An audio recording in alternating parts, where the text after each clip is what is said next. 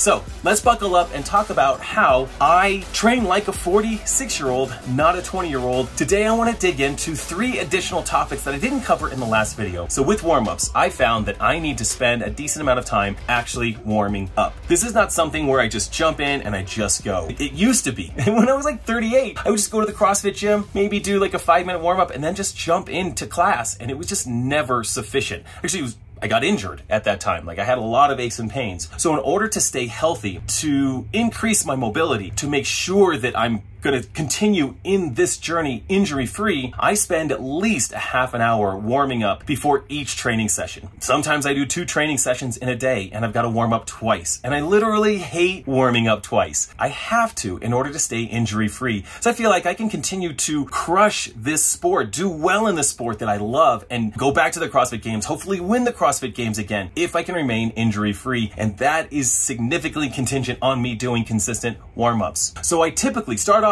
by rolling out. I get a foam roller and I work on some of the areas that really get tight for me. So tight areas for me are like my triceps and my lats get very tight. So I try to roll those out. And when you're doing foam rolling, we're not looking to roll up and down that arm. We're actually looking to cut across the muscles with the foam roller. The hardest foam roller you have. I literally rotate through my triceps, through my lats, all the way down to where my lats attach on my side. I do that on both sides. I also try to get into the deep tissues around my back, just really rolling out and smashing out those muscles. Then I spend some time on my calves. I have tough ankle mobility. I jogged, we'll call it that. I jogged for years, never stretching before, never stretching afterwards. So I have pretty tight ankles. So I will smash my calves with a foam roller. I will also roll over, get my quads, get my adductors between my legs, roll over again, get up into my glutes and my hips, trying to just smash as much tissue as I can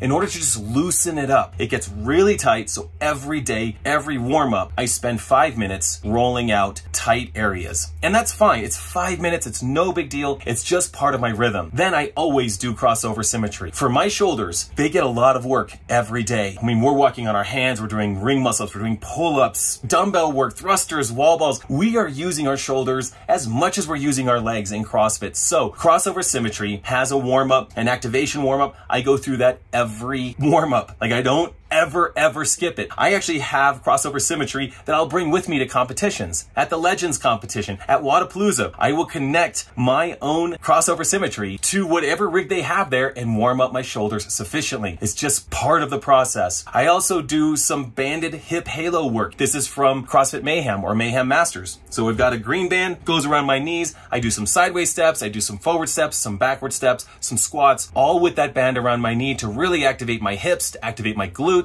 I do some glute bridges. I also do some dead bugs. Is that what these are called? I think they're called dead bugs, but that helps just activate my glutes and my back, get my shoulders moving. I stretch out my wrists. I stretch out my ankles. I get deep into a squat to really loosen up my ankles and loosen up my hips. I'm really trying to think about getting my body warm from top to bottom. It's totally okay to create your own warm-up, but find something that activates all the areas of your body that need to be activated in order for you to feel warm. Then warm up for your specific workout. For example, if you're going directly into lifting, you're gonna do a lot of warm-up sets there. One of the things I learned when I was with CompTrain is a barbell warm-up. Literally get that barbell up on your back. I do 5 good mornings, I do 5 back squats, 5 elbow rotations, 5 strict press, 5 stiff-legged deadlifts, 5 front squats. Always. Oftentimes with Mayhem, we're kicking it off with Metcon prior to lifting. And if it's a 5-round workout, I want to just in my mind think, well, round 1 will be a bit of a warm-up. And I always find that if I do a solid practice round or even a couple of practice rounds before I start like a 5-round workout, the 5 rounds are much more impactful when I do a solid warm-up. So guys, find a warm-up that works for you. I'd love for you to share your warm-up in the comments below. What are some things that you do that have been really helpful over the years to make you ready and primed for your workouts? You have to warm up. You have to warm up thoroughly. And I think about this with training, you gotta warm up twice if you're doing 2 sessions. If you're doing 3 sessions, you're warming up 3 times. When I'm at the CrossFit Games or at Legends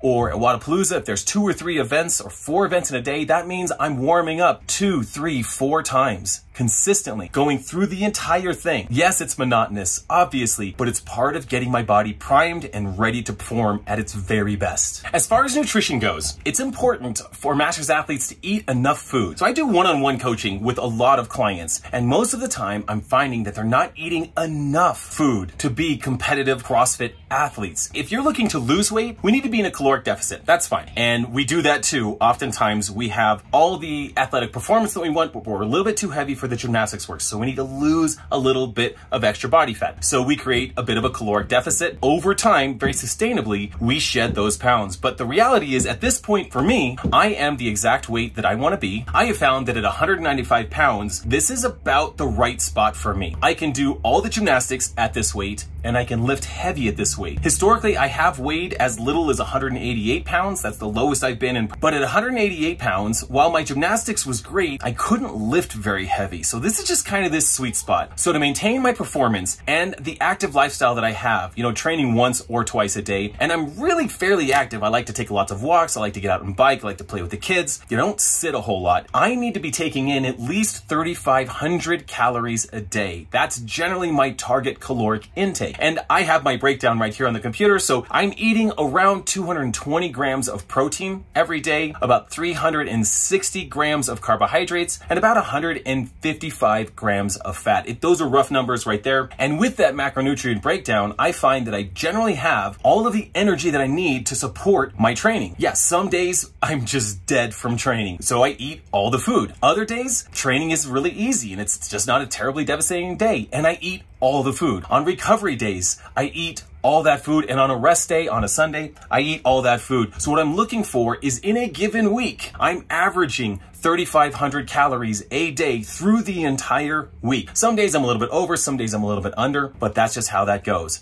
Now I do find with my Whoop, and I actually track with a Garmin as well, when I talk about sleep, that'd be the last thing I talk about, I find that if I don't get enough food in a day, if I'm underfed, if I'm under my calories, my recovery is not as good. In fact, I woke up this morning in the red, according to my Whoop. Not great. My Garmin confirmed it, that I just did not recover very well last night, and I took a look at my numbers. I was underfed yesterday, significantly underfed. Even though it was a recovery day, I did a bike recovery workout and I actually moved this RV that I'm in, and I was underfed for the day and my recovery was garbage, which is a bummer because I really want to work out hard today, get fueled up, and I'm going to train tonight. So that is how I maintain performance with those macronutrients at about 3,500 calories a day. And I also use a handful of supplements to help me perform my very best. When I think about supplements, I think of them as something that supplements what I should be eating on my own. Supplements are not meal replacements for me. I want to try to get all of my nutrition by eating all the protein, all the carbs, and all the fat that I need with food. But if I can't get there, or if I feel like I'm deficient in certain areas, I will use supplements. So I'm going to talk about those. To kick it off, let's start with protein. I do use whey protein.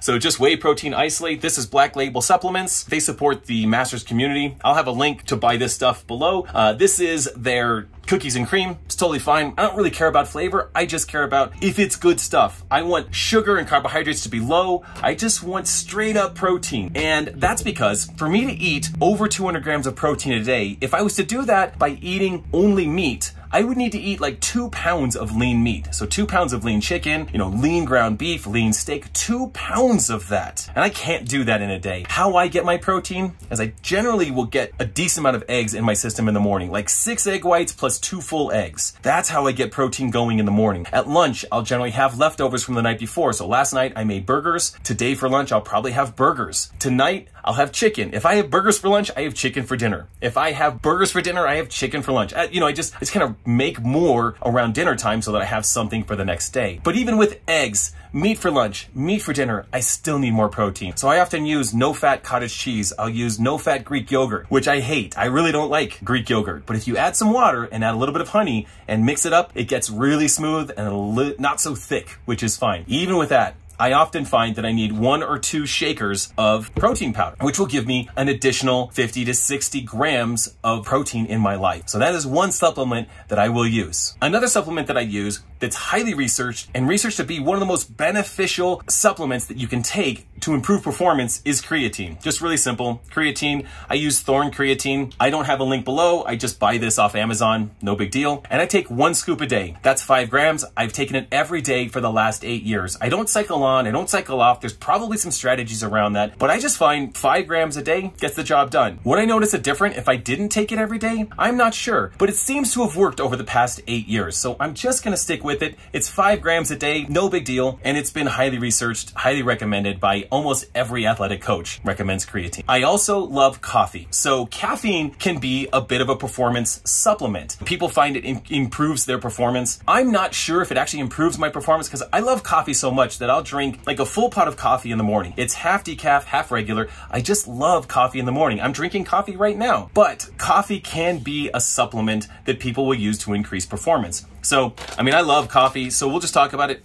If we're thinking supplements, what do I use? Protein, creatine, caffeine. And on the caffeine side of things, you know, I love coffee, so I drink it in the morning. And I used to chew tobacco. And if you know my story, you knew that I chewed tobacco for about 10 years. And about 4 years ago, when I qualified for the 2018 CrossFit Games, I thought to myself, a CrossFit Games athlete doesn't chew tobacco. So I quit tobacco cold turkey very hard. And I was tempted to go back to chewing tobacco after the CrossFit Games. I actually found this company called Grinds. So Grinds makes these little coffee pouches. They are just, it's like I'm putting, you know, the tobacco in my mouth. It's literally like an oral fixation. It's a habit. And grinds are a really great replacement for that. And so they have like a quarter of a cup of coffee per grind. Like if you put one of these in, it's just a little pouch. I mean, I just enjoy them. It's a habit kind of thing. I don't know if it actually improves overall performance, but it is something. It's something that's in the mix. And caffeine has been shown to improve performance. The amount of caffeine that's in my system on a daily basis, I don't know if I'm actually getting any major performance gains from caffeine. And lastly, I've just picked this up. This company, Thirsties,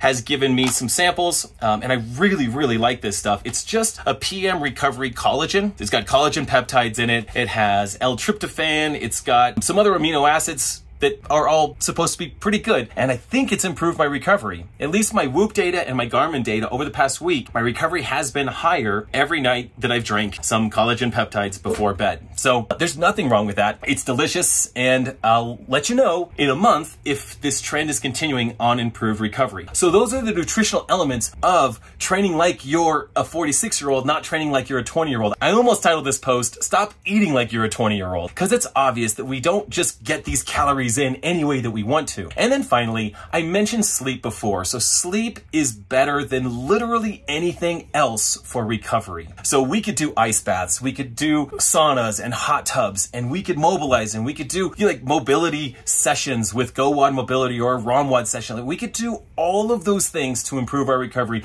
We can take this kind of stuff to try to improve our recovery, but it doesn't matter if we don't get enough sleep. So when I work with my clients, I always check in on their sleep. How much sleep are they getting? How good is the quality of their sleep? Do they have good sleep hygiene? Good sleep hygiene means you sleep in a dark room that's cool. In this dark room, does light wake you up in the morning? Is it soundproof? Sometimes I have a hard time getting to sleep, getting my mind to calm down, so I'll put an AirPod in. With a show, I have a timer set to shut off in like 32 minutes so I can get through an episode of something. I never finish an episode. It's very quiet, and I just kind of pass out and go to sleep that way. But the other quality is that AirPod has a noise canceling effect on it as well. So it tends to keep sound down. Cold room, dark room, minimizing distractions. My phone is on sleep mode in order to get the best quality sleep that I can. And the best quantity of sleep for me, I found, is at least 7.5 hours. 8.5 hours? And like, look out world, I am unbeatable. Like, I can just crush everything if I get 8.5 to 9 hours of good sleep every night. Have a hard time getting quite that much, just schedule-wise, life, things get in the way. So 7.5 hours on average, if I get that, I am a very healthy, very recovered human being. And that's not to say that like mobility and ROMWOD and stretching and hot tubs and saunas and ice baths, that those aren't all helpful for recovery. They all are good. But the one that matters the most is sleep. And you literally, if you don't sleep well, it really doesn't matter matter what these other things are that you do. They're small recovery enhancements, but they don't carry any weight compared to quality sleep. So stop warming up like you're 20. Warm up like you should. Stop eating like you're 20. Eat like you should. Enough food, enough of the right food. And stop sleeping like you're 20. You need good sleep. You need more sleep now than you did then in order to perform at your very best. And please like and subscribe to this channel, and it helps spread the word about this channel and helps support masters athletes around the world. Thanks for your follow. Thanks for watching, guys, and we'll see you next time.